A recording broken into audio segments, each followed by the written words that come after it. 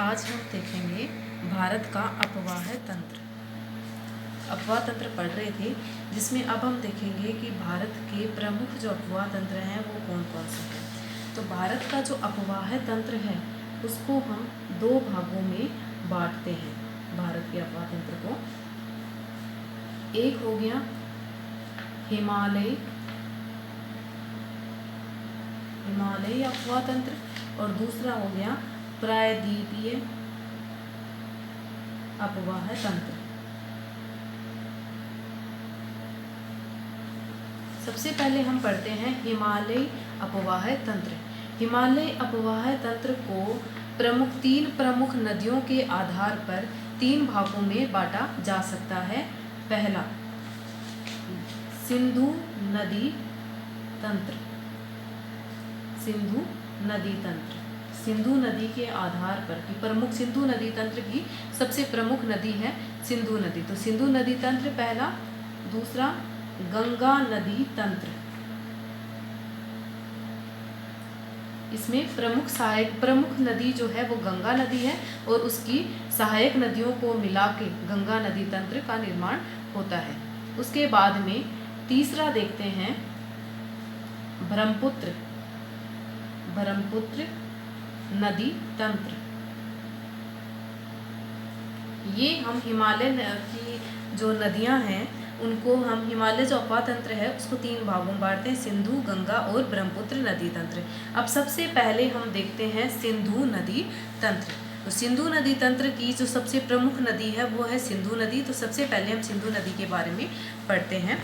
तो सिंधु नदी जो है वो तिब्बत क्षेत्र में मानसरोवर झील के निकट कैलाश पर्वत श्रेणी में बोखर-चू के निकट एक हिमनद से इस नदी का उद्गम होता है। एक हिमनद से जो समुद्र तल से 5182 मीटर ऊंचा है। यह अपने उद्गम स्थल से आगे लद्दाख के त्वेहक नगर को घेरकर बहती है और ये भारत में जो प्रवेश करती है ये बोखर-चू से तो निकलती है, के निकट तो एक हिमनद से निकलती है और भारत में ये दमचोक नामक स्थान पर भारत में ये प्रवेश करती है सिंधु नदी। और आगे क्या होता है, कराकोरम दर्रे के पास में जाकर ये जास्कर नदी से मिल जाती है। कि बाद में आगे जाकर ये कराकोरम दर्रे के पास में जास्कर नदी से ये मिल जाती है। दाईं ओर से इसमें श्योक, गिलगित और काबुल नदियां आकर मिलती हैं। कि दाईं ओर से ये जो सिंधु नदी बह रही है ये सिंधु नदी का दिशा है बहने की। तो इस दिशा में जो सिंधु नदी बह रही है इसके दाहिनी साइड से जो नदियां आके मिलती है प्रमुख रूप से एक तो है श्योक नदी, एक है नुब्रा नदी, एक है गिलगित नदी और एक है काबुल नदी।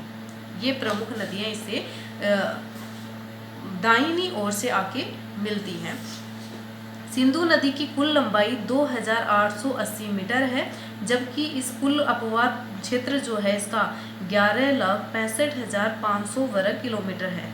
भारत में इसका प्रवाह मार्ग 1144 किलोमीटर का ही है। भारत में कम है इसका प्रवाह मार्ग। इस नदी से भारत का 3,21,289 वर्ग किलोमीटर का क्षेत्र ही लाभान्वित होता है। भारत और पाकिस्तान में बहती हुई यह नदी अरब सागर में गिरती है। भारत में इसका अपवाह क्षेत्र जम्मू कश्मीर, पंजाब, हिमाचल, राजस्थान और चंडीगढ़ में ही है।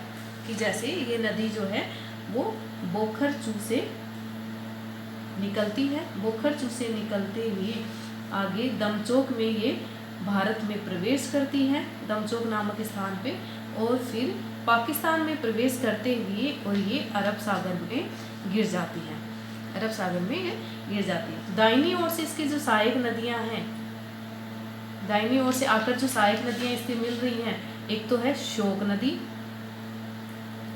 एक है नुब्रा नदी,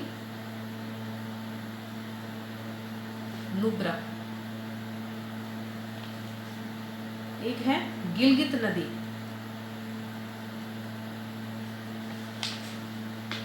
एक है काबुल नदी।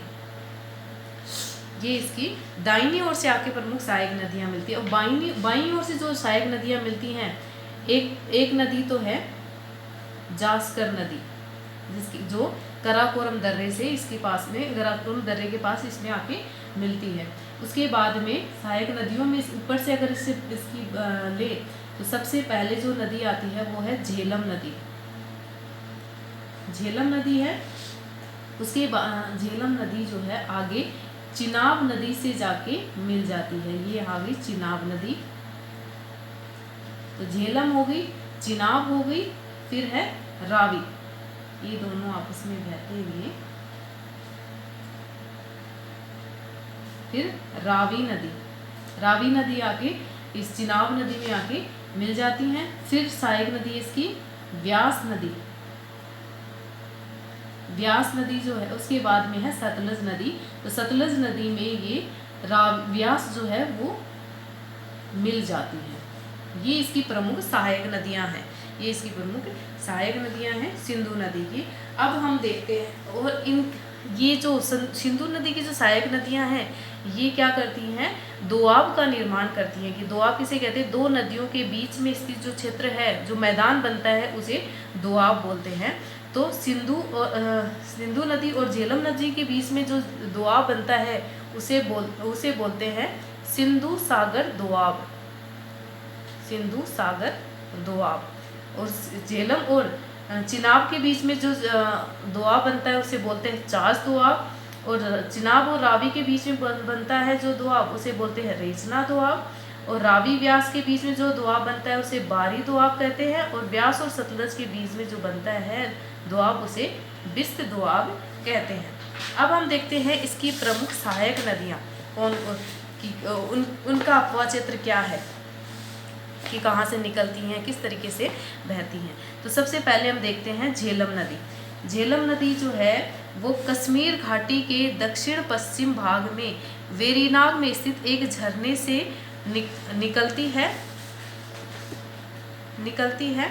यह अपने उद्गम से उत्तर की ओर 110 किलोमीटर दूर वूलर झील में प्रवेश होते हुए और दक्षिण पश्चिम में बहती है। मंगला इसकी सहायक नदी है। और पाकिस्तान में झांग के निकट यह चिनाब में मिल जाती है। और भारत में इसकी ये 724 किलोमीटर बहती है। ये वेरीनाग से निकलती है और वेरीनाग से निकल के वूलर झील का निर्माण करती है। और उसके बाद में ये झांग के निकट उसमें चिनाब नदी से मिल जाती है। उसके बाद में अगली नदी देखते हैं हम, चिनाब नदी। यह सिंधु की सहायक नदियों में सबसे लंबी नदी है। हिमाचल प्रदेश के लाहुल में स्थित टांडी के समीप बारालाचा दर्रे से निकलती है। यह चंद्रा और भागा नामक दो धाराओं से मिलकर बनी है, इसलिए हिमाचल प्रदेश में इसे चंद्रभागा कहते हैं। बारालाचा दर्रा की समुद्र तल से 4883 मीटर ऊंचाई है। भारत में चिनाब नदी की जो लंबाई है वो 1180 किलोमीटर है। और इस नदी का संस्कृत में नाम है अस्कनी या चंद्रभागा। उसके बाद भी इसकी सहायक नदियां देखते हैं हम। रावी नदी, झेलम होगी, झेलम नदी सिंधु की झेलम नदी होगी सहायक। उसके बाद भी चिनाब देख ली हमने। अब देखते हैं रावी। तो रावी सिंधु की प्रमुख सहायक नदी है। पीर पंजल और धौलाधर श्रेणियों के बीच स्थित रोहतांग दर्रा, ये रोहतांग दर्रे से निकलती है। यह पंजाब की छोटी नदी है। इसे लाहौर की नदी से जाना जाता है। किस नदी को जाना जाता है लाहौर से? रावी नदी को। रावी नदी की भारत में लंबाई है 725 किलोमीटर और संस्कृत में इसे परुषणी या इरावती भी कहते हैं। उसके बाद में हम देखते हैं व्यास नदी। यह सिंधु की अन्य सहायक नदी है और रोहतांग दर्रे के पास व्यास कुंड से ये निकलती है। इसकी जो लंबाई है वो 625 किलोमीटर है भारत में। और ये पूर्णतः भारत में ही बहती है। तो भारत में ये सतलुज नदी से आके मिल जाती है। संस्कृत में इसे विपाशा कहते हैं। उसके बाद देखते हैं हम सतलज नदी। इसका उद्गम कैलाश श्रेणी के दक्षिण ढाल पर स्थित मानसरोवर झील के निकट राकसताल जो झील है वहां से ये निकलती है। और ये हिमाचल प्रदेश में सिपकीला दर्रे से प्रवेश करती है। राकस झील से तो निकलती है और जो सिपकीला जो दर्रा बना हुआ है वहां से ये क्या करती है, भारत में प्रवेश करती है। सतलज सिंधु की प्रमुख सहायक नदी है। भारत में इसकी लंबाई 1050 किलोमीटर है और भाखड़ा और नांगल बांध इस नदी पर बने हुए हैं। और हरिके बांध जो बना हुआ है पंजाब में, वहाँ पर ये व्यास नदी से आके मिलती, जहाँ पर व्यास और सतलज नदी आपस में मिलती हैं, वहाँ पर हरिके बैराज वो जो बांध जो है वो बना हुआ है। संस्कृत में इसका नाम सतुर्दी या सतुर्दी है। और इसकी जो अन्य जो सहायक नदियाँ हमने देख ली हैं कि उत्तरी साइड से जो आके इसकी प्रमुख नदियाँ जो मिलती हैं, शोक नदी, नुब्रा नदी, गिलगित नदी, काबुल नदी, जास्कर नदी, इनके बारे में हम पढ़ चुके हैं। अगला हम देखते हैं प्रमुख जो नदी तंत्र है, गंगा नदी तंत्र, नेक्स्ट एपिसोड में। Thank you.